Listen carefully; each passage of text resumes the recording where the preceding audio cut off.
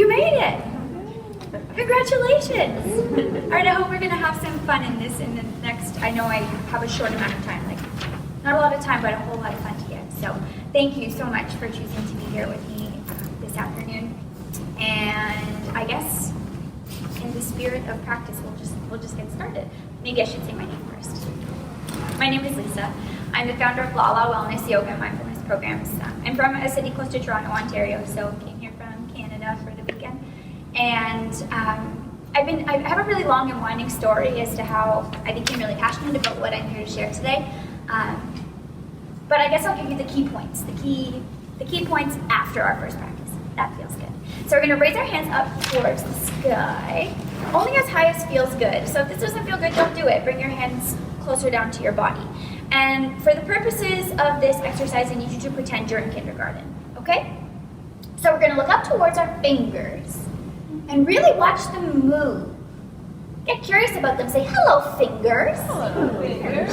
Yeah, and then bring your hands in front of you and circle your wrists one way and watch how they move.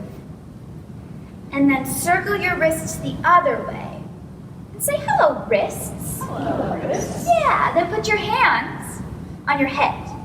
If you don't want to ruin your hair, you're going to tap the top of your head. If you're okay with getting a little wild and messy, you're going to give it a rub. So you choose, tap or rub, whatever feels better. And say, wake up, brain. Wake up, brain. Good. Put your hands on your shoulders. Lift your shoulders up. Bring your shoulders down. Lift your shoulders up. Bring your shoulders down. One more. Lift your shoulders up. Bring your shoulders down. And make circles with your elbows one way. And then make circles with your elbows the other way. Try to look at them. Say, hello, shoulders. Hello, shoulders. Yeah. Put your hands on your belly. Remember, we're in kindergarten and this is silly, okay? So we're looking up towards the ceiling and you're going to rub your belly and say, I feel you, belly. I feel you, belly. Yeah, then look at your belly. And put your hands on your back. Give it a rub your back. And say, I feel you, back. I feel you, back. Yeah, then rub the tops of your legs. And then rub towards your knees. And only if it feels okay, keep rubbing, keep going down. Maybe, just maybe, you'll reach your, what are down there? Toes, that's right. If not, that's okay, just come up a little bit. Breathe in through your nose and blow your toes. Breathe in through your nose and blow your toes. One more, breathe in through your nose, blow your toes. Then rub your hands all the way back up to your lap. Good work. So that was Hello Body. And we were pretending to be kindergarten because my sweet spot, the little people that I love working with the most are the kids in our early years, so infant up to 6. That's not to say that we don't need these practices, these more like lighthearted practices. And it's not to say that teenagers don't need them either. But a lot of what I'm going to share with you today, there's singing, there's playing, making the practice of mindfulness engaging and meaningful for our youngest of practitioners. What age groups do you work with? Just so I know. Preschool. Kinder. Preschool, kinder. I love it. Okay, early through 8, we've got a lot. That's a long span. But yes, you're in this is going to be a really playful session for those preschool and kindergarten groups. So I want you to tap into that inner child that you have and showed up with today so we can have the most fun possible. I mentioned that I have a long and winding story as to how I got here. But those key points, number one is that my mom, who's here with me today, say hi, Lena. She's an RACE and she's owned a child care center for almost 30 years now. So my entire life has been entwined in early childhood education in one way or another, between growing up in the field, working there over the summers with like summer camp, and then after my undergrad, while I was doing my postgrad, I was in the office as an administrator alongside my mom. So I have various perspectives as to what it means to work in this field. The perspective of someone who has been in the office, who has been in the classroom, and then as the daughter of somebody who has lived and breathed ECD for as long as I've been alive. The second key point that's important to mention is that my family has had challenges with mental health for generations, longer than we were even aware. But we didn't have the language, and we didn't really have the safe space to talk about it while I was growing up, or before that even. I won't bring you into this. She's like, don't bring me into this. We've had these challenges for generations, but we didn't know how to talk about it. And so I grew up experiencing anxiety and depression, but I didn't know that that's what I was experiencing. And so I thought that that's what everybody lived life like. And the actual sad reality is that a lot of people do walk around with their normal as anxious or depressed. But it took me having a nervous breakdown in 2013. I was 22 years old. It took that happening for us to really start talking about mental health, because we needed to. And so I'm not silent about my experiences with anxiety and depression and post-traumatic stress and paranoia. And because I'm not silent, my family story gets to change. And I hopefully can help shift our narrative in education as well. Because the more that we talk about it, here, I'll spring my favorite Mr. Rogers quote on you. What's mentionable is manageable, right? And so, between my life being intertwined, is that a word? You know when you have those moments when you're like, is that actually a word? I just had one of those. When your life is intertwined with ECE, and then the storytelling piece of mental wellness, all those worlds, they collided for me, or merged rather. And I knew that self-awareness and mindfulness was something that I needed when I was younger. And it was the seed, I suppose, or the idea, the spark that ended up bringing me to develop yoga and mindfulness-based programs for children in their early years. I'm trying to think if there's anything else you should know about me before we keep going. No, I just want to have some fun. You can ask me questions later if you want to. Here, this ties up really nicely with my story. I have learned through all of my experiences with mental illness that any healing that I want to experience, any peace that I want to experience, any happiness that I want to experience, that all has to come from me in some way or another. Therapy or movement or whatever my practices are, but it all starts with me. And so this practice that I want to share, you've probably heard of it before. It's a finger play meditation, and it's called Peace Begins With Me. Right? So you're going to take your thumb and your pointer finger and bring them together. And then you're going to take your thumb and your your middle finger and put it together. And then you keep going with your other fingers, your ring finger and then your pinky finger. And we're going to say, peace begins with me. Okay, easy enough? So just follow me. We're going to say, peace begins with me. Peace begins with me. Peace begins with me. Peace begins with me. Whisper, peace begins with me. Peace begins with me. Peace begins with me. Peace begins with me. In your head.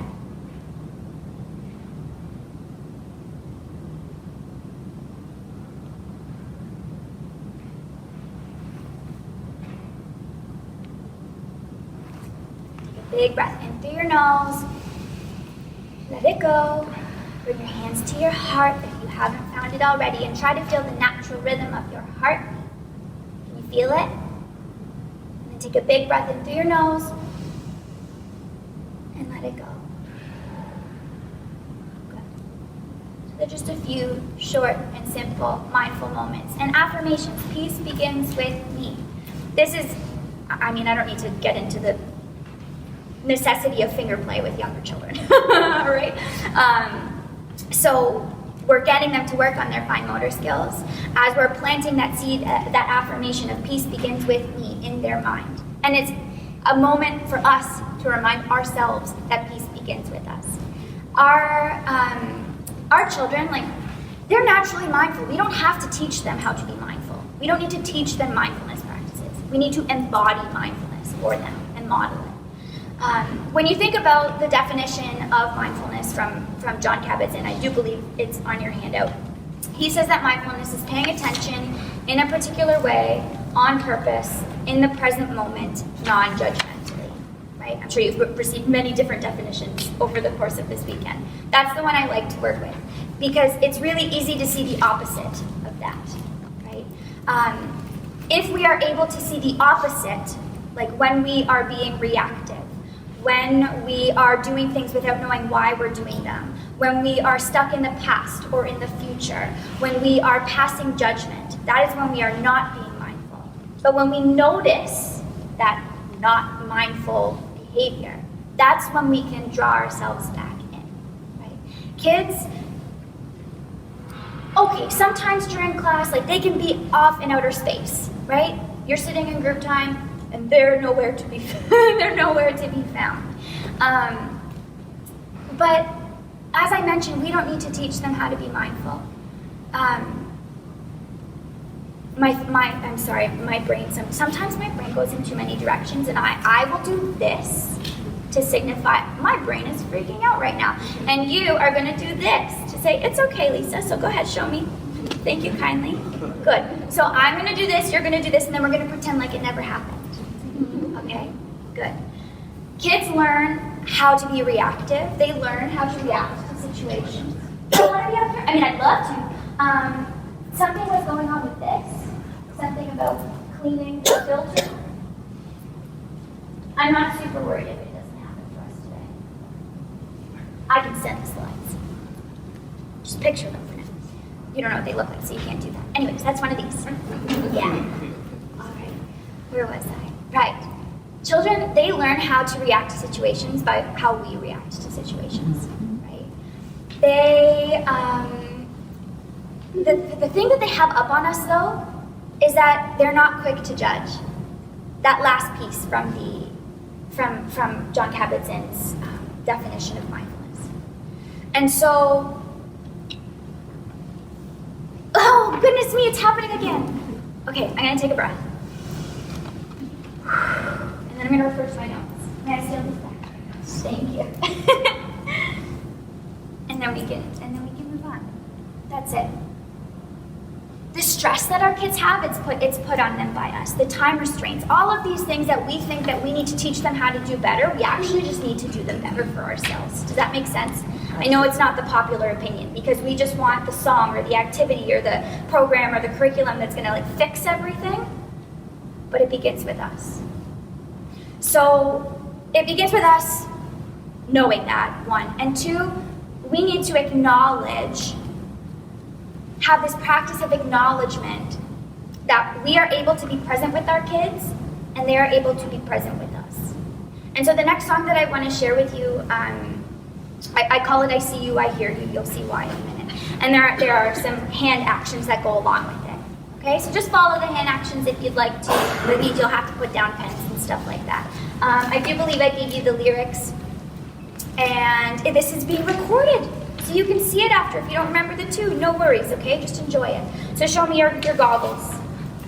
I see you, I hear you, I'm here for you, I love you. I see you, I hear you, I'm here with you today. You see me, you hear me, you're here with me, you know me. You see me, you hear me, let's have a lovely day. Take a big breath in, and then bring your hands to your lap. Good. So if you start your morning meeting, what do you call it here? Morning meeting? Group time? Circle time? Okay, good. There's so many different names for the same thing. If you are sitting down with a group of children and you want to establish a sense of presence with them, give them that mindful language. I see you. I hear you. I am here for you. I know some educators might not be comfortable with saying overtly I love you, so you can say I have love for you if that feels more comfortable. Like when I'm with my toddlers and my preschoolers, I'm okay with sharing those words of affection. But you may need to adjust it slightly to work for you and make it more comfortable. I see you, I hear you, I'm here for you, I love you. I see you, I'm here, I hear you, I'm here with you today. I noticed some of you wanted to do this right after because it was a rhythm, right? We were in a rhythm. But then I confused you, which means I regained your attention, which means you were still going to listen to the next thing because you didn't know what to do, like deep down in your brain, right? So when we're working with young children, this like language of mindfulness, it also comes with really intentional words and intentional movements, and knowing when we need to shift things ever so slightly to regain their attention. All right. So I see you. I hear you. I am here for you now, and I'm here for you beyond this. My contact information is on your handouts. And I know we only have a short amount of time together, so I'm happy to answer any questions beyond this too. Okay. And I have lots and lots of love for you and everything that you do. I want to get into the breath a little bit. Place one hand on your heart and one hand on your belly. So with one hand on your heart and one hand on your belly, we're just going to take big belly breaths, and you'll listen to my words.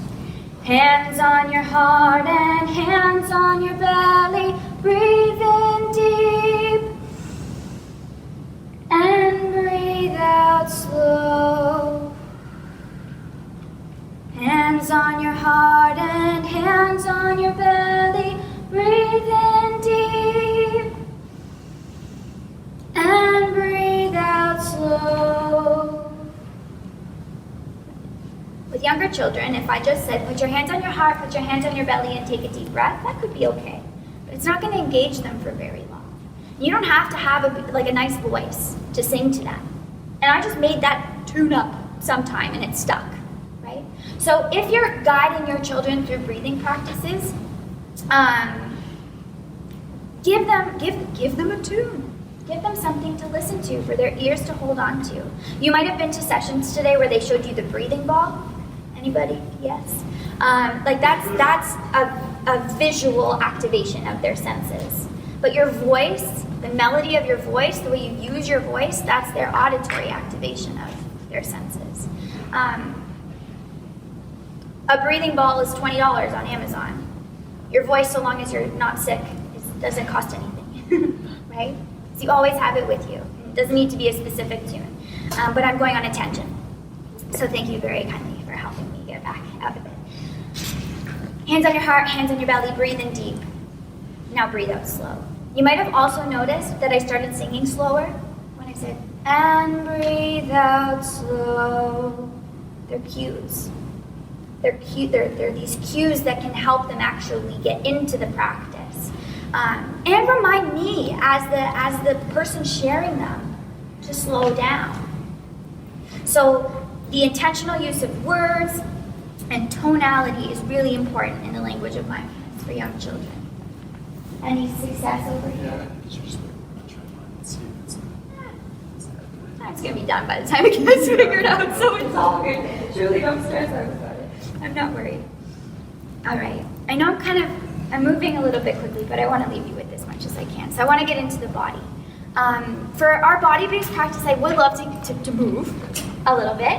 And I kind of want to go on a field trip, but I realize that's going to be problematic for... Actually, Dan. Yes, ma'am. If we just turn that around so that the iPad was facing the circle, would we still be able to record? That's not hard. Okay, if anyone's up for a field trip, we're going to go to this big, lovely space. And if you want to just sit on the chair, that's okay. But if you want to do a little bit of yoga, then we're going to get down on the ground. Right? Field trip to the circle. Come on over.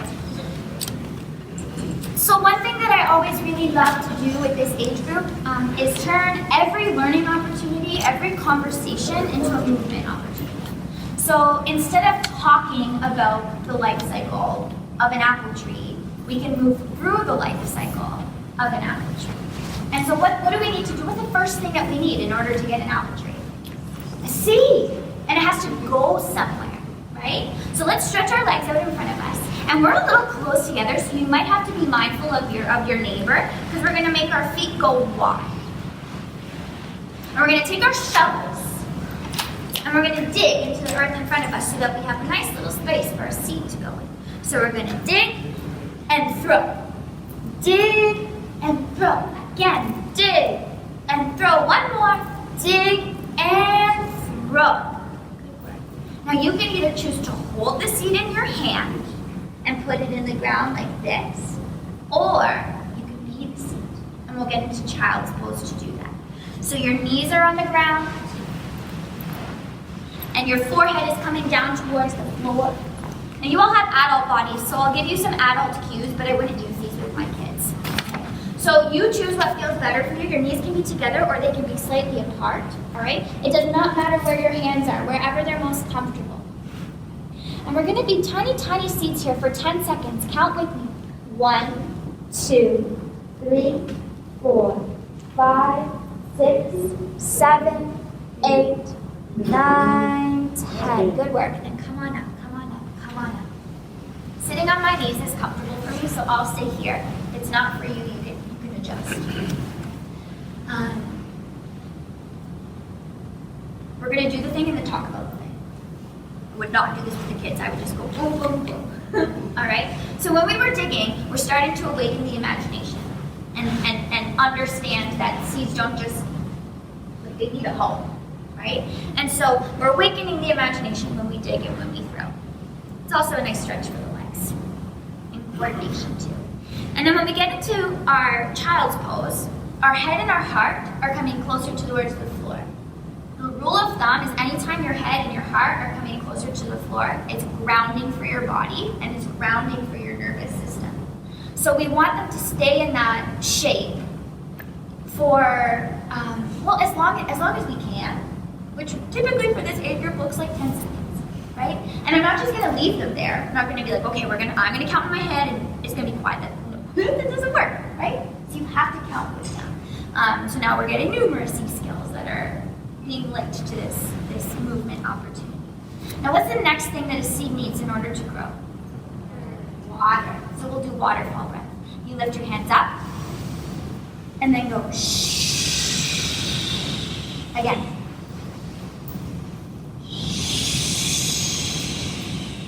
One more. What else does it need? Sun. So if your knees are okay with it, we're going to stand on our knees. If not, just stay where you're at, wherever you're most comfortable. This breath is funny, it's a little ridiculous, so we're going to be ridiculous together. It's sun breath. We're going to reach our hands up overhead, and the sun is hot, so we're going to say, ha, ha, ha, ha, ha, ha, hot. Ha, ha, ha, ha, ha, ha, hot. Again, ha, ha, ha, ha, ha, ha, hot. Again, ha, ha, ha, ha, ha, ha, hot. Good. Now with all that water and all that sun, we can start to come up even more. Grow from a sapling to our tree. Maybe this is your tree today. Both feet on the floor. Maybe, just maybe, you lift one of your heels off the ground and you start to balance. Maybe, just maybe, that toe comes up too. Maybe, just maybe, you open up your hip and put your foot, the foot that's lifted, on your standing leg. And balance in tree. 1, 2, 3. Yoga tree. Good work. Put that foot down that's lifted. And try the other side. It might feel different. So start with just your heel lifted. And then maybe you lift your toe, only if that feels okay. And then maybe you open your hip and put your foot that's lifted on the leg that's standing. Good. 1, 2, 3. Yoga tree. Beautiful. Then put both feet on the ground, be a strong trunk, so you can shake all of the leaves out of your tree. Shake, shake, shake, shake, shake, shake, shake, shake them. Shake, shake, shake, shake, shake, shake, shake, shake them. One more shake. And stop. Then shake all the way to the ground. So we did the thing, now we'll talk about the thing. The seed needed water, so we practiced waterfall breath, right? And that shh sound is also very calming for the body and for the nervous system. Everything that we've done up until after waterfall has been grounding. You need to ground in order to balance. So I'm starting to create this foundation for them, for their bodies and for their minds, so that once we stand up, they might actually have a chance at a shot at balancing. Right? Then we get into our sun breath. And when we're standing on our knees, this takes more energy and it takes more effort and more activation of our muscles. And so my core is working and my legs are working. I'm starting to wake up the muscles that I need to balance up in tree pose. Right? Do it with me for a second. You don't have to get on your knees. Apologies. I meant do the breath with me. Do sun breath with me. So you go ha, ha, ha, ha, ha, ha, ha. One more time. Ha, ha, ha, ha, ha, ha, ha. It's good, and then you can relax. When you're going ha, ha, ha, ha, it's like crunches. It's like mini crunches for your abdominal muscles. And so we're helping to generate that heat in the body and the activation of those muscles so that when they do stand, now I'm grounded, my muscles are ready, and it's going to be a lot easier for me to stand up and balance in tree pose. The language that I used was maybe, just maybe, you lift up your heel. And maybe, just maybe, you lift up your toe. Because not every child is going to be comfortable getting into this right away. This might not be accessible for them. And so we want to give them the steps, the options. That way, nobody feels like they're left behind. And everybody knows that these movements are a choice. It's their body and it's their choice. And they don't need to know that that's why I'm doing all of this, because their body just gets it. And their brain just gets it. And then we're able to plant these seeds of self-awareness and body confidence so that during those times when they are dysregulated, when they don't feel grounded, when they don't feel like they have much balance, they have like the path, the track to, I remember being in this shape and it making me feel safe. And they may not be able to articulate that with those words, but their body knows. Does that make any sense? Good. That is great. There's a couple of more pieces of this story that I want to share, I guess. So we were just an apple tree, and now we're sitting under the apple tree, and we might hear something in this forest or garden or wherever you might be. Oh, one thing I should mention is because I don't have my slides. I would have a visual of this life cycle too. So I'd have a picture of the seed and a picture of the rain coming down. So we're adding that layer of multisensory engagement as well. Right. We're in this tree space and we hear a sound. What could that be? A bee! And I planted the seeds. I said, what could that be? A bee! So I'm setting them up all of the time to have the right, well, not the right answer, but an answer that gets them excited once they found it. Okay? So now we're going to be bees. Take a big breath in through your nose, and then go. Stop. So that's fine for adults. It's like moderately fun. But to make it more fun, we can put our hands on our shoulders like this and take a big breath in and go. Stop. Big breath in. Stop. One more big breath in.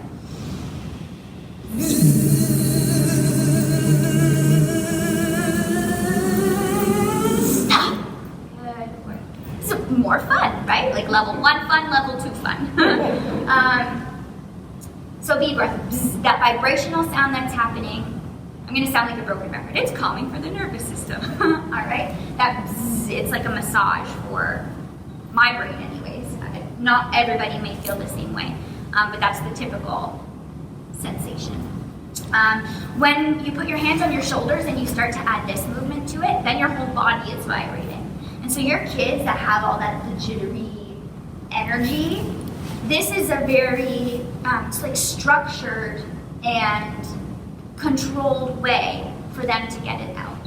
So instead of being wild all around the classroom, they can have this like safe, contained practice to just get it out.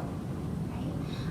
One other variation of bee breath that I really enjoy is more inward. It's more internal. So this is a more like external, outward expression of energy. But the internal one, we cover our ears, and if it's okay with us, we close our eyes. And for the purpose of today, we are going to be a bee symphony singing happy birthday like bees. So only if you want to, you're you're going to cover your ears. And only if you want to, you're going to close your eyes and take a big breath in and sing.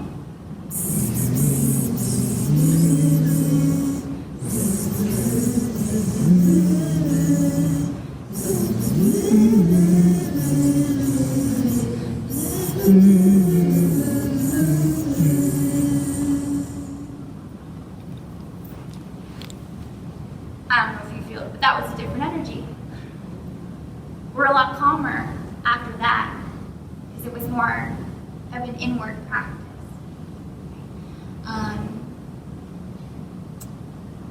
Not all children are going to feel safe covering their ears or closing their eyes. So that's once again why it's an option. Only if you want to. Only if you want to. Something really beautiful about that, from my perspective anyways, is that we're in this room full of people and we're all making noise, but all I can hear is myself. For the most part, anyways. 95% of it is me and my buzz. And so that is kind of like a metaphor for I can be in this crowded and busy space, but be able to just tune in to me and what's going on with me. And that's really important in our classrooms with all of the things that are going on at any given moment in the day. For us as educators and for them as children to be able to say, this is a lot. You know what I mean? And it's one of those, like, don't believe me until you try it with them type of practices. That's something I wish I would have said a lot earlier. Everything that I'm sharing with you today, you want to really intentionally plant these activities or songs or transitions into your program, into your daily schedule, so that you have a regular practice that they can then access in those moments of stress. You can't just whip out bee breath when they need a moment to themselves, because they won't have access to it. You need to practice bee breath with them during group time, when it's fun, so that when things are not fun, you can pull on that as a resource, as a tool. You need to practice hands on your heart and hands on your belly as a transition in your day, so that when they do just need to take a few mindful breaths and you go up to them, hands on your heart and hands on your belly, they already know what to do. That's how this turns into self-care. That's how this turns into self-regulation, co-regulation really with this age group. That then turns into self-regulation. Okay, public service announcement over. I'm going to do this, and you're going to do that. Good stuff. I want to do one more body practice, and then our field trip will end, and we'll go back to the chairs. Right? So, in adults, an adult practice is progressive muscle relaxation. Have you ever heard of it? It's a meditation where you squeeze different muscle groups in a sequence, and then it helps to relax tension in the body. So this is progressive muscle relaxation for children. So we're going to stand up. Stand up, stand up, stand up. And we're going to hold our hands like tree pose, or like our sun breath that we did. And we're going to hold our muscles really strong. So like scrunch your arms and kind of scrunch your face.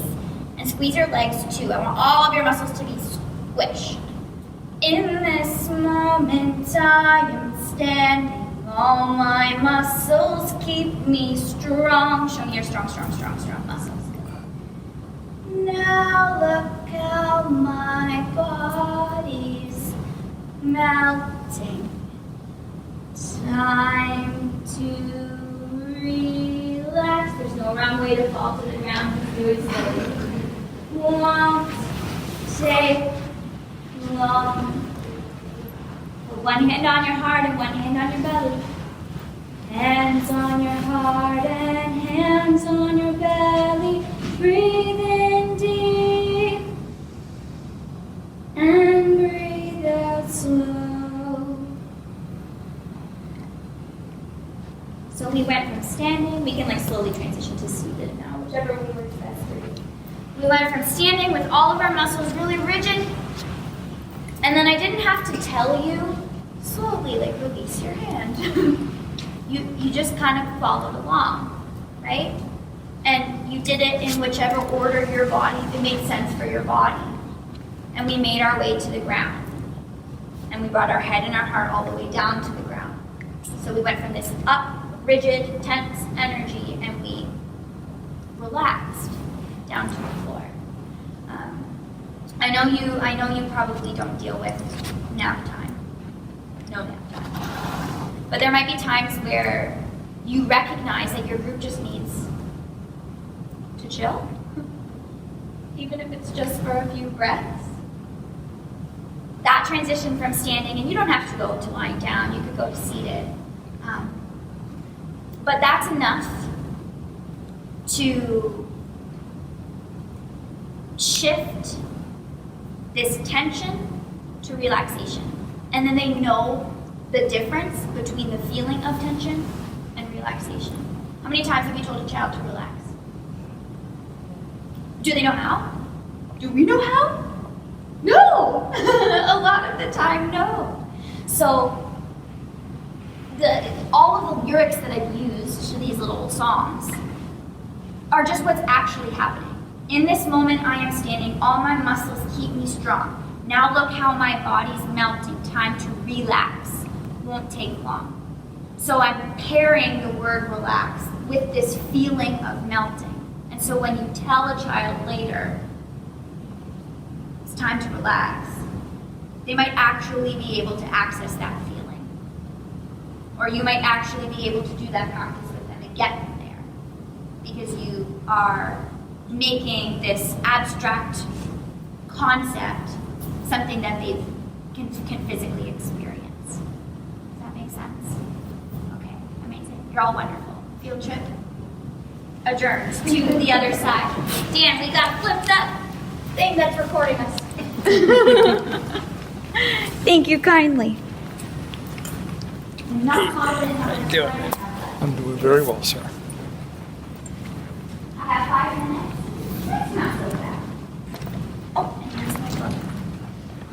Okay, with the 5 minutes that I have left, I want to touch on choosing words wisely and managing expectations while we work with this age group. Is anyone familiar with the work of Dr. Rebecca Bailey, Conscious Discipline? If not, it's really incredible, and I would highly recommend that you look into her and it. The information is on your handout, so you don't have to worry about writing it down. But she defines 3 different brain states that, once understood, can be used as a way to reflect on how our actions or our behaviors and choices can impact the reaction and the response of the child that we're supporting. So those 3 brain states, they're on your handout. The first is the survival state. So that's comes from our brain stem. And that state, in that state, we're asking, am I safe? And then the next state is our emotional. And that lives in our limbic system. And it's asking, am I loved? And then the third state, our executive state, that's happening in our prefrontal lobes, where learning actually happens. And so in that state, we can ask, what can I learn from this? So at any point in the day, with any words that we choose, in the back of our mind, we need to be asking, is what I'm doing or saying making this child feel safe, then loved, then able to take the information I'm giving them and learn from it? If they don't feel safe, we cannot expect them to learn. So it has to start there.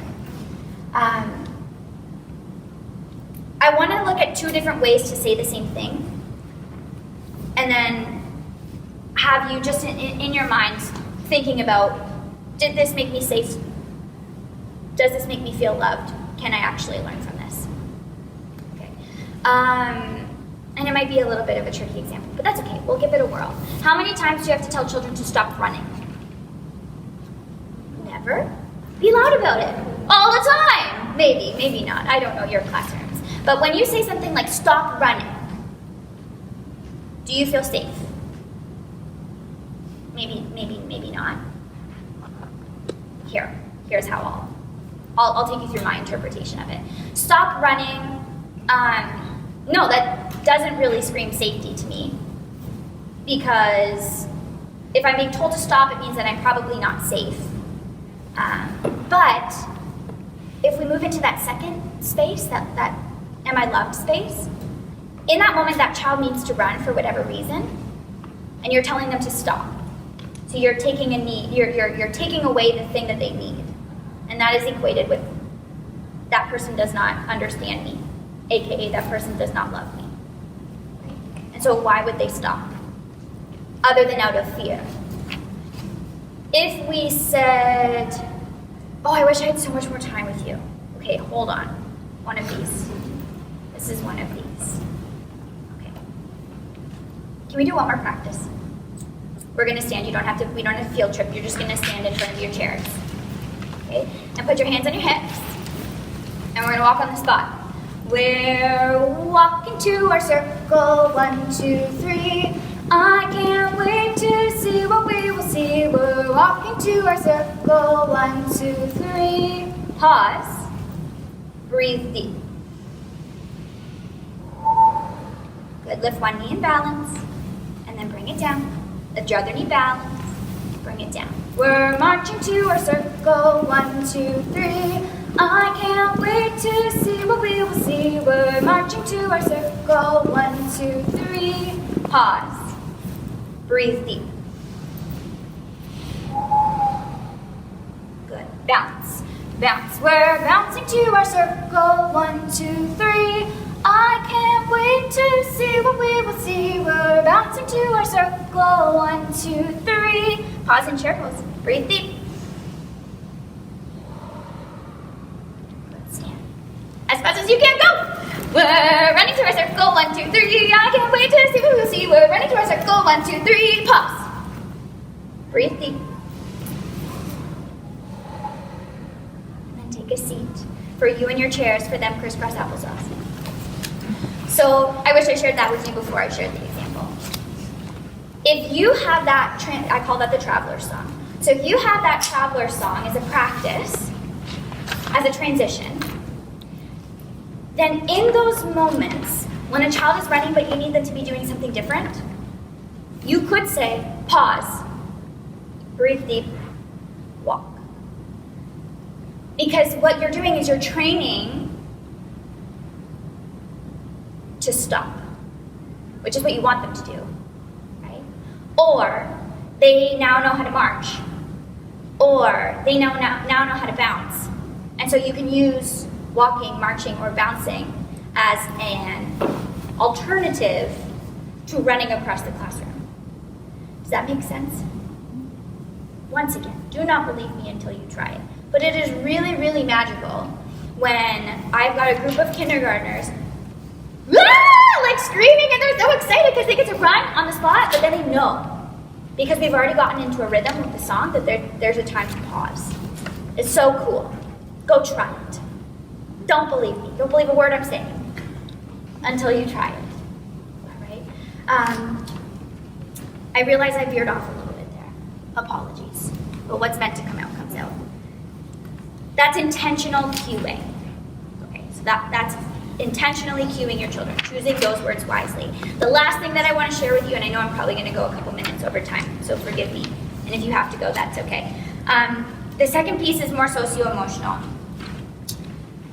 A lot of the time, we're coming from a place of love when we say things like, you're okay, don't cry. But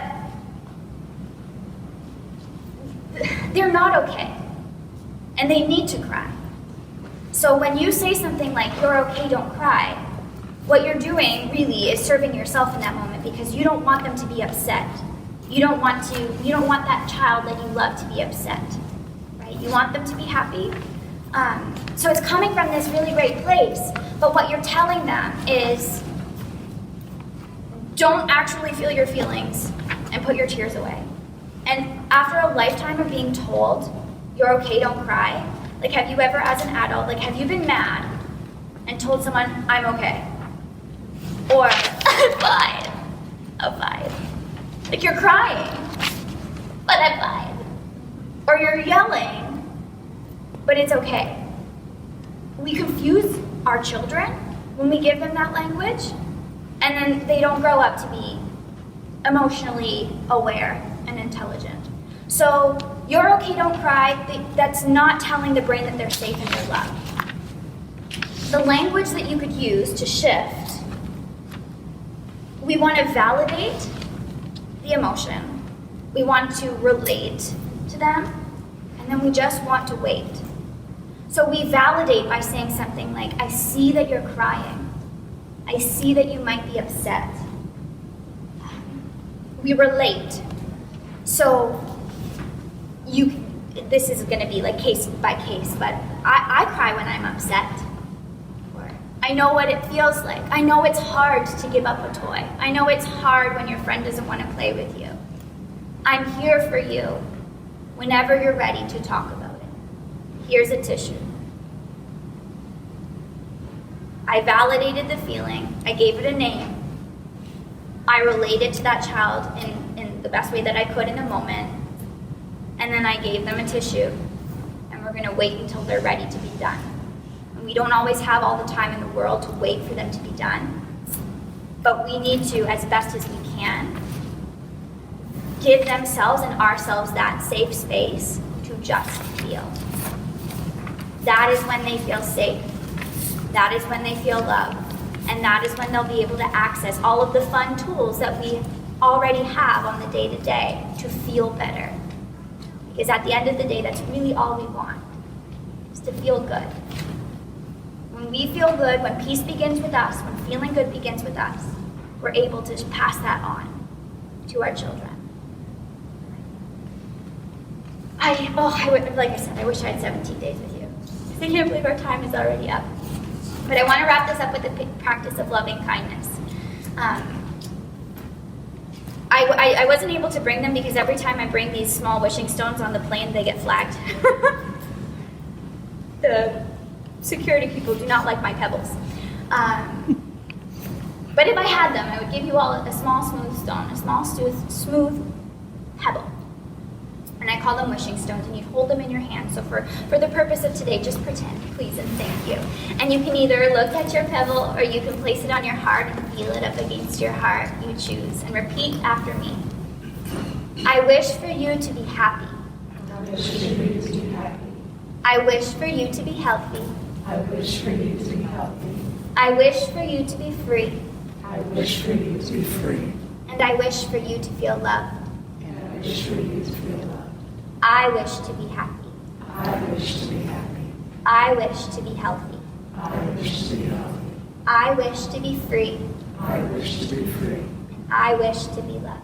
I wish to be loved. The light in me The light in me shines to the light in you. shines to the light in you. And the light in you And the light in you shines to the light in me. shines to the light in me. Thank you so much, everybody, for this afternoon. I hope you enjoy the rest of your weekend. Thank you. So in lieu of the slides not existing here, I would be happy to send them to you. I just need your contact information. So I do have an email from up here. Yeah. Any questions? No?